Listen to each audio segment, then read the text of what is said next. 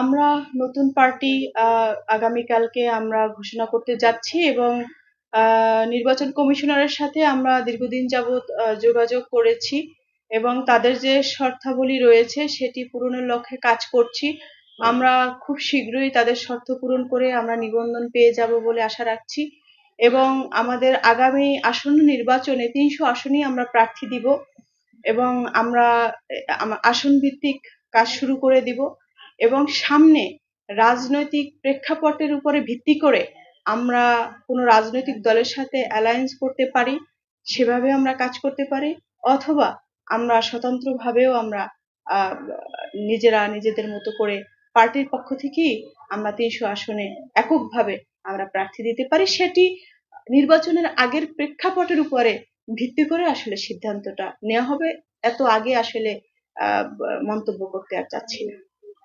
তাদের সাথে কথা হয়েছে যে আপনারা আপনাদের হাত ধরে রাজনীতি শিখেছি, আপনারা আমাকে গণনেত্রী হিসেবে তৈরি করেছেন, সারা বাংলাদেশের মানুষ আপনাদের কারণে আমাকে গণনেত্রী হিসেবে চিনে।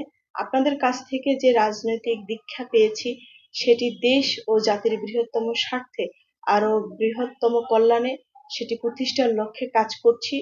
আপনাদের দোয়া চাই এবং সবসময় সঠিক পরামর্শ দিয়ে পাশে থাকবেন এবং আমার দল এবং আমি সবসময় গণ অধিকার পরিষদের পাশে আছি।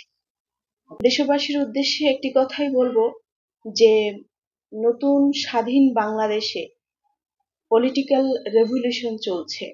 এই পলিটিক্যাল রেভলিউশনে আপনিও অংশীদারিত্ব নিন, কারণ আপনি যদি রাজনৈতিক মহলে সচেতনতা বৃদ্ধির লক্ষ্যে কাজ না করেন, আপনি যদি নিজে রাজনৈতিকভাবে সচেতন না হন, তাহলে একজন মাদকাসক্ত, একজন টেন্ডারবাজ, একজন দুর্নীতিবাজ, একজন মূর্খের শাসনে আপনার থাকতে হবে এবং আপনার জীবন, আপনার পরিবারের জীবনকে, পারিবারিক জীবনকে, আপনার সন্তানের জীবনকে তথা আপনার গ্রাম, আপনার শহর, পাড়া মহল্লাকে অস্থিতিশীল করে দিবে, দুর্বিষহ করে দিবে। অতএব সকল ভেদাভেদ ভুলে নতুন বাংলাদেশ গড়ার লক্ষ্যে আসুন আমরা সকলে মিলে কাঁধে কাঁধ রেখে পায়ে পা রেখে আমরা সামনে নতুন বাংলাদেশ বিনির্মাণে আমরা কাজ করি। একেবারে শেষ এক কথায়, খালেদা তাসলিম কখনো স্বপ্ন দেখে কিনা যে একদিন খালেদা জিয়া শেখ হাসিনার মতো এই দেশের প্রধানমন্ত্রী হবে? আমি তাদের মতো হতে চাই না, আমি জনগণের প্রধানমন্ত্রী হতে চাই। যেটা হলো যে অনেকের মনে একটি প্রশ্ন জাগে যে আসলে যখন আপনি এই আপনাদের কয়েকজনের হাত ধরে